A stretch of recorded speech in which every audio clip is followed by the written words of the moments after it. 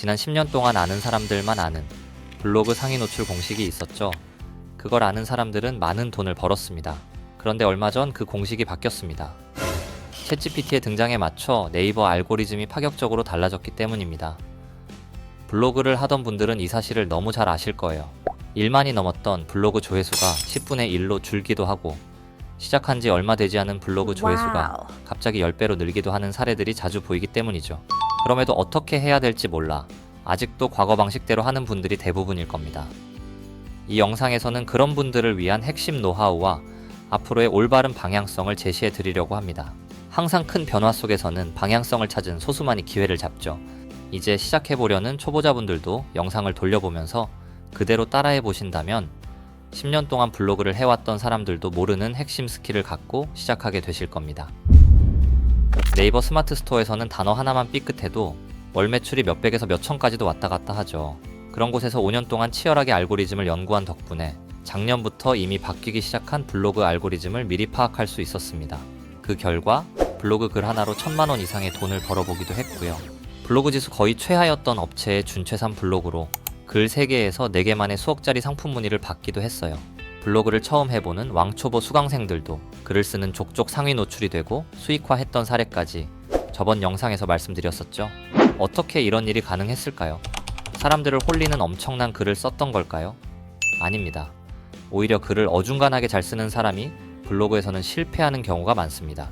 반대로 글 실력은 보통이지만 블로그 기본 알고리즘을 알아서 성공한 사람들도 많죠. 그 이유는 단순합니다. 아무리 내 글이 좋아도 사람들의 컴퓨터 화면에 내 글이 보이지 않으면 내가 하고 싶은 말이 사람들에게 닿을 수 없기 때문이죠. 알고리즘을 안다는 것은 이 문제를 해결할 수 있다는 것이고, 블로그에서 알고리즘의 핵심은 바로 키워드입니다. 다른 사람에게 내 글을 보게 할 수 있는 치트키죠.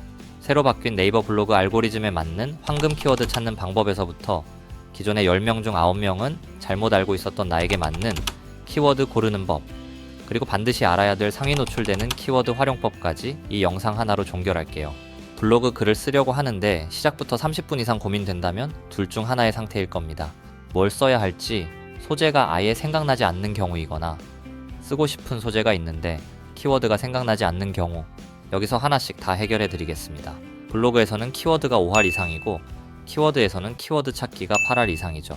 이 영상만 몇 번 돌려보면서 따라하셔도 글 쓰는 시간은 절반으로 줄어들고 상위 노출될 확률은 3배 이상 늘어날 거예요.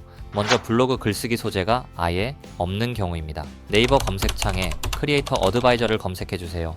로그인을 하고 트렌드 탭으로 들어갑니다. 내 블로그 주제가 비즈니스, 경제라면 해당 카테고리를 선택해줍니다. 비트코인 반감기, 신생아 특례 대출, 청년 도약 계좌 등을 소재로 써볼 수 있겠네요. 저는 주제가 맛집이나 상품 리뷰인데 카테고리가 안 보여요. 카테고리 맨 끝에 주제 설정을 눌러주면 원하는 주제의 카테고리를 설정할 수 있습니다.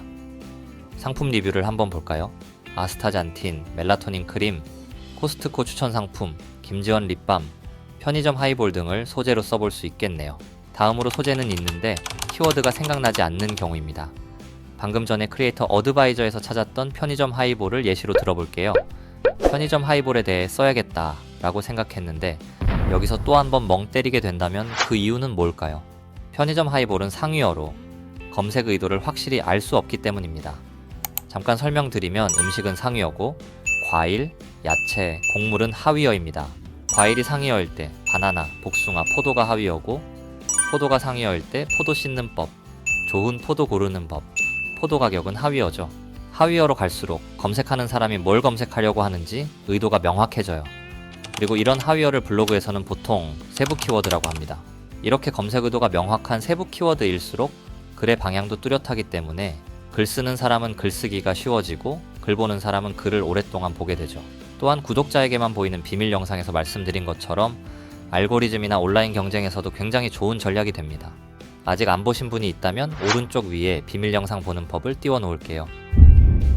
그럼 이제 편의점 하이볼의 세부 키워드 찾는 방법 3가지를 알려드릴게요. 첫 번째, 네이버 검색창에 편의점 하이볼을 타이핑하고 엔터를 누르지 않는 상태로 멈춥니다. 그러면 아래로 해당 키워드와 관련된 자동 완성 키워드가 나오는데 이것들을 다 수집합니다. 두 번째, 편의점 하이볼이라고 타이핑된 상태에서 엔터를 쳐줍니다. 오른쪽을 보시면 연관 검색어가 나옵니다. 펼쳐보기를 누르면 더 많은 키워드를 볼 수 있어요. 연관 키워드는 알고리즘이 바뀌면서 키워드에 따라 나오지 않는 경우도 있어요. 나온다면 전부 수집해 주시는 게 좋습니다. 여기까지 키워드를 모으는 정통적인 방식이었다면 세 번째 방법은 10년 만에 알고리즘이 크게 변하면서 생긴 새로운 방식입니다. 블로그에 관심이 있거나 하고 계신다면 스마트 블록이라는 단어를 들어보셨을 거예요. 상위어에서 파생된 인기 있는 하위어, 즉 세부 키워드들을 묶어서 각자에 맞게 보여주는 건데요. 검색하면 제일 위쪽에 편의점 하이볼 인기 주제에 뜨는 키워드들이 바로 스마트 블록 키워드입니다. 스마트 블록은 새로운 알고리즘인 만큼 제대로 아는 사람이 거의 없어요. 그러나 큰 변화의 시작점에 있는 중요한 알고리즘이기 때문에 제대로 알기만 하면 큰 기회를 잡을 수 있죠. 나중에 따로 자세한 영상을 찍어 보겠습니다. 좋아요, 구독해 놓으시고 새로운 영상도 놓치지 마세요. 지금은 여기에 나오는 키워드들은 중요한 키워드들이니 다 수집하자 정도만 아시면 됩니다. 그리고 키워드 찾는 세 가지 방법 모두 중요하지만 특히 스마트 블록 키워드를 우선으로 모아주시면 좋습니다. 쓸만한 세부 키워드를 다 수집했다면 이제 뭘 해야 될까요? 네, 이 중에서 사용할 키워드를 골라야겠죠. 어떤 조건으로 키워드를 고르면 될까요?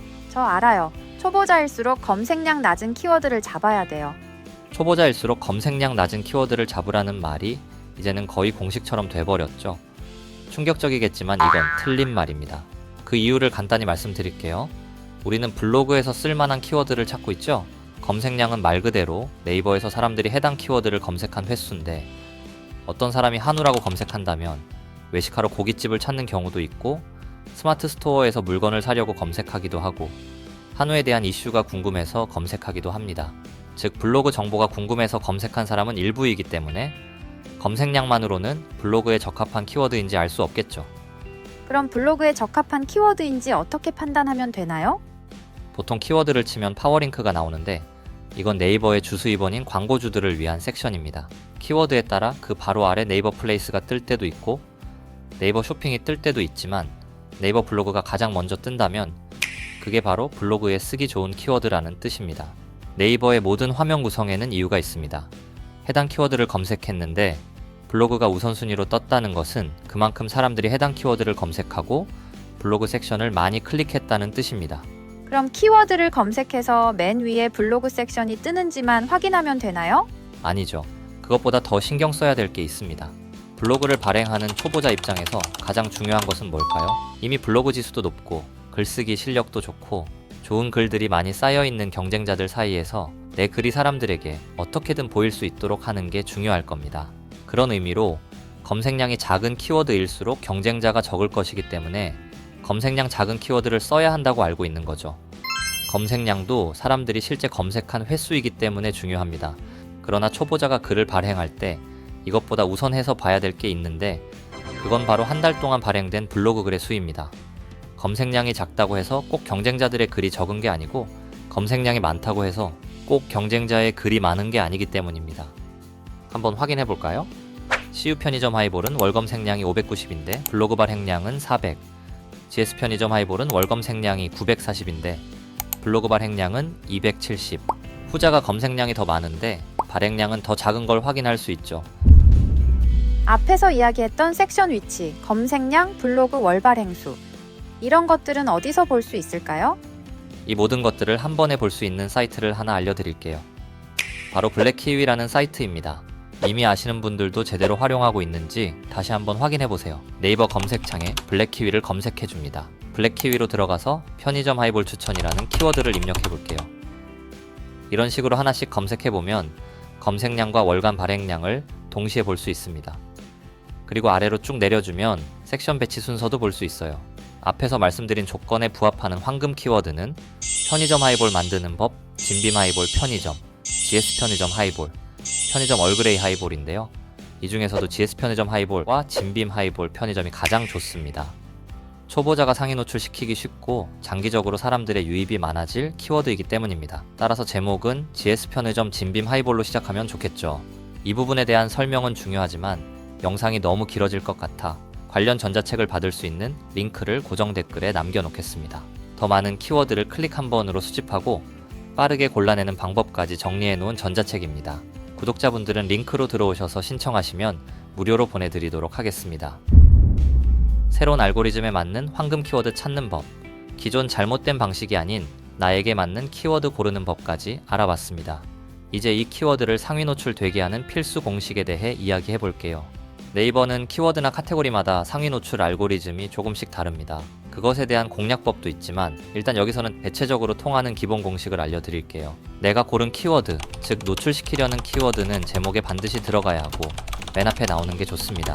새로운 알고리즘으로 바뀌기 전에는 다르게 적용되는 경우도 있었고 새로직이 안정화되면 다시 바뀔 가능성도 있지만 돈 되는 블로그 단톡방에 계신다면 파악될 때마다 알려드릴게요. 지금은 기본적으로 키워드는 맨 앞에 와야 된다 라고 알고 반영해 주시면 됩니다. 아까 예시로 들었던 편의점 하이볼로 이어가 보자면 GS 편의점 진빔 하이볼이 돼야겠네요. 여기서 주의해야 될 점 딱 3가지만 기억해 주세요. 잠시 멈추고 여기서 고쳐야 될 것 3개를 찾아보세요. 30초 드릴게요. 찾으셨나요? 첫 번째, 되도록 특수문자는 쓰지 마세요.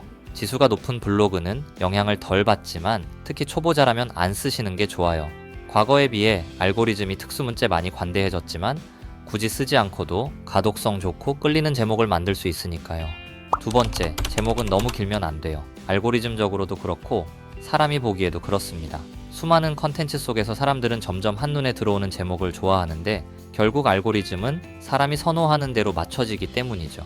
25자 이내로 제목 짓는 연습을 해보세요. 세 번째, 같은 단어가 반복되면 안 돼요. 하이볼이라는 단어가 2번 반복됐으니 1개는 빼주는 게 좋겠죠? 제목 지을 때 3가지 주의사항 꼭 기억해 주세요.